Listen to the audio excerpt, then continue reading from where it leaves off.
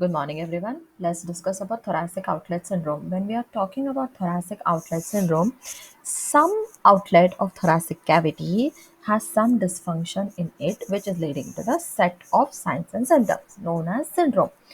Talking about thoracic cavity, it has two outlets, which is inferior and superior.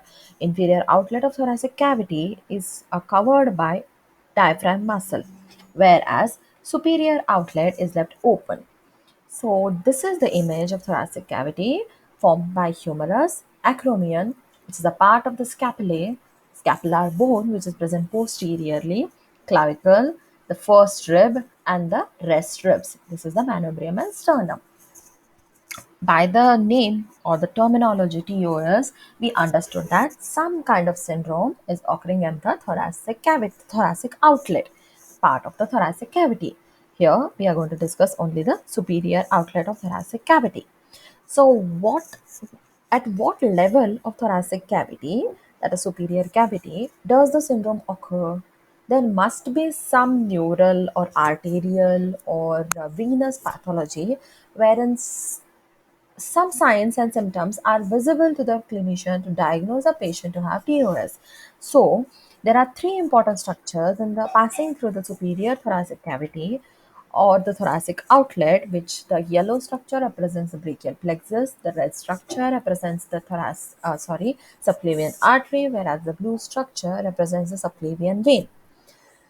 In the image, it is evident that these three structures pass in between the first rib and the clavicle. The region between the first rib and the clavicle is known as Costoclavicular Triangle. This area is very small. Anything happening or reducing the area in this triangle will definitely cause the compression of these three nerves. Not only the area between the first rib and the clavicle, which is known as costoclavicular triangle, leads to thoracic outlet syndrome. There are two important muscles which on tightening or occurring of the spasm of the muscle or any other damage to the muscle which leads to hypertrophy can compress the structures. So let's dive into the topic, that is introduction. First part, thoracic outlet syndrome is a group of disorders that occur when blood vessels or the nerves, that is your subclavian artery and vein along with the brachial plexus, is in the space between your collarbone, also known as clavicle, and your first rib, that is the thoracic outlet, are compressed. This can cause pain in your shoulder and neck and numbness in your finger. So as the introduction tells, please draw the diagram. That is your clavicle, the first rib, and all the three structures. That is your brachial plexus, subclavian artery, and the subclavian vein. Coming to this is nothing but compression occurring of the three structure between your first rib and the clavicle. Coming to the types. Now, looking into the prior image, the compression of all three can occur, or either one or either two can occur. So, depending on what structure is getting compressed, TOS can be divided into three types. So, first one, wherein the compression is seen only at the nerve's end, that is your brachial plexus. The name of the type is known as neurogenic type. It is most common and present with weakness, pain, and occasionally loss of the muscle at the base of thumb. Here, loss of muscle is nothing but your muscle undergoes hypertrophy or atrophy. Coming to the second type, wherein there's compression of the subclavian artery. The type is known as arterial type. Results in pain, coldness on palpation, and paleness of the arm on observation. Coming to the third type, that is your venous type, wherein your subclavian vein is getting compressed. So, venous type results in swelling of the upper extremity, pain, and possibly a bluish coloration of the arm because of the pooling of the blood. Now, this is the type wherein what structure is getting compressed. We also have one more classification of TOS known as anatomical classification. So, among that, the first one is interscalene triangle. As I already told on the first slide of the video, that due to scalene muscle, any dysfunction occurring on the scalene muscle end can also lead to thoracic outlet syndrome. So, first type is definitely interscalene triangle. When we talk about scalene muscle, it is divided into three parts. anterior band, middle band, and posterior band. When we are dealing with the TOS patient, that is thoracic outlet syndrome patient, we will definitely give more importance to anterior and middle band. Let's look at the video demonstration and understand why anterior and middle band of the scalene is very important when we are talking about TOS. Consider this to be your clavicle. This is your nothing but your scalene muscle, that is anterior and middle band. Let's not discuss about posterior band because this is not important in the TOS with the respect to interscalene triangle. Look at the structures, that is your subclavian artery and the brachial plexus. They do pass between the heads, that is middle head and anterior band of the scalene muscle within the clavicle. So the base of the triangle is formed by the clavicle, whereas the two parts is nothing but your middle and anterior scalene muscle. So definitely when the muscle undergoes hypertrophy, there is compression of these two structures. Whereas subclavian vein is present out of the triangle. Hence, when there is compression of brachial plexus and subclavian artery in the interscalene triangle, subclavian vein symptoms are not seen at all.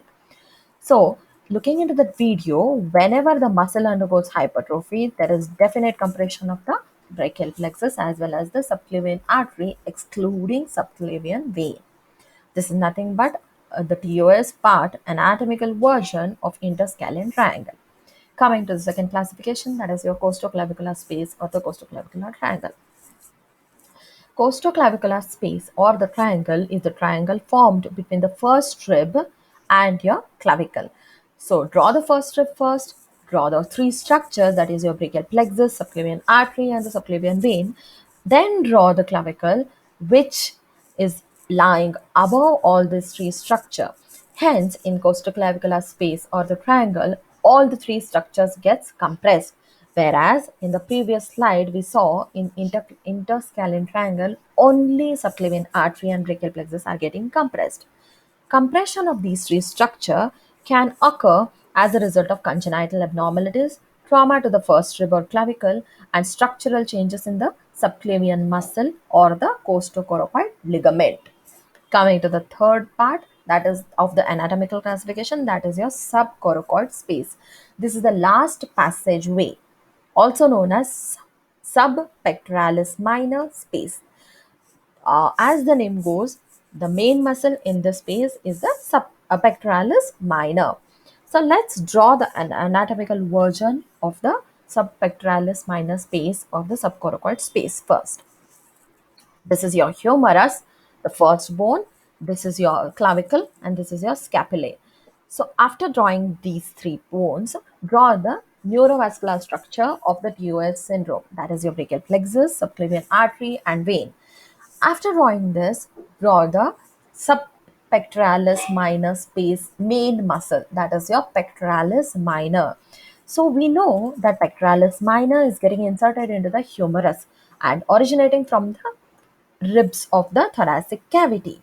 So when this muscle is undergoing hypertrophy, definitely it imposes some kind of pressure which leads to blockage or compression of the neurovascular structure which are present in the thoracic outlet. Now, those are nothing but your brachial plexus, subclavian artery and subclavian vein. So these are the causes for thoracic outlet syndrome. The first main cause is cervical rib. Cervical rib is actually abnormal. It is not considered to be normal. It is arising from the manubrium sterni and inserting into the cervical part, cervical spine. So these are present approximately in 0.5 to 0.6 percentage of the population, 50 to 80 percentage of which are bilateral, and 10 to 20 percentage produce symptoms. The female to male ratio is 2:1. Cervical ribs and the fibromuscular band are connected to them are the cause of the most neural compression seen in TOS. Fibrous bands are more common cause of TOS